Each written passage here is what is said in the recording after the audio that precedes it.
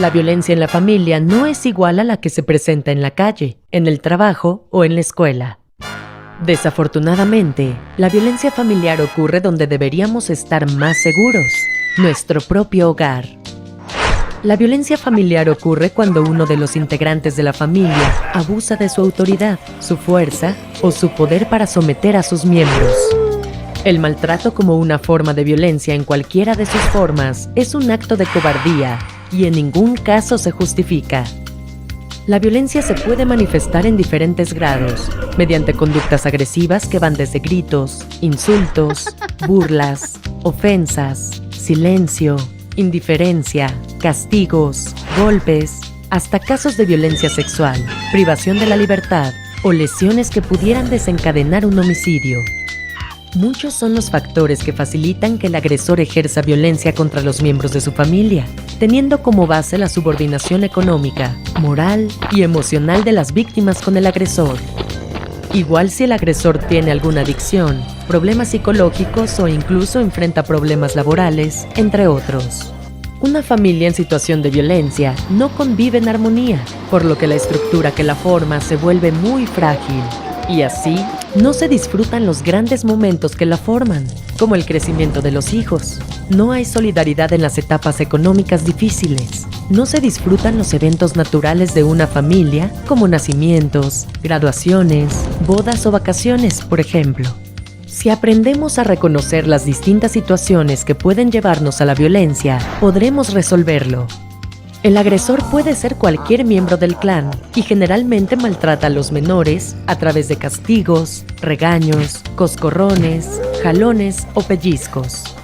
De esta manera, el niño aprende a someterse ante quien es más fuerte que él y, lamentablemente, también aprende a someter a quien es más débil. A pesar de que promueve y legisla sobre la equidad de género, algunos hombres actuando de manera machista se pueden volver violentos. Si provienen de hogares en los que hubo padres golpeadores, a veces imitan ese modelo de familia y pueden repetir el abuso. Algunos padres educan de forma tradicional, donde a los niños se les enseña a ser fuertes y duros, mientras que las niñas aprenden a ser tiernas, dulces o sumisas. En ambos casos, los castigos verbales y corporales están presentes en su vida bajo la premisa de enseñarlos a obedecer.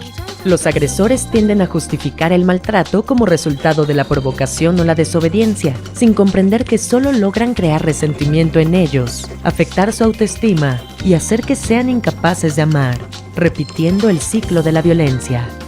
Para reconocernos en la violencia, las personas debemos revisar si las formas que vemos como normales son o no violentas.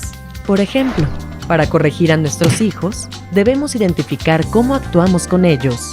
Les gritamos, los golpeamos, nos burlamos o cómo actuamos cuando nos enojamos. Les dejamos de hablar, los ofendemos, los insultamos. ¿Cómo son nuestras actitudes hacia otros?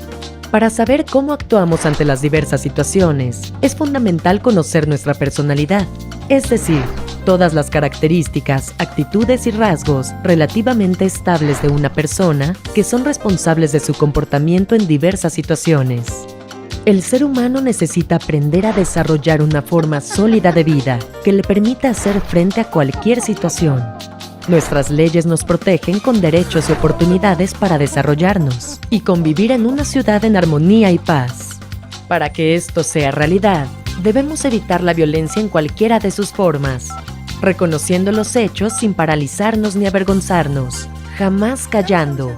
Por el contrario, pidiendo ayuda y, si es el caso, denunciar las situaciones.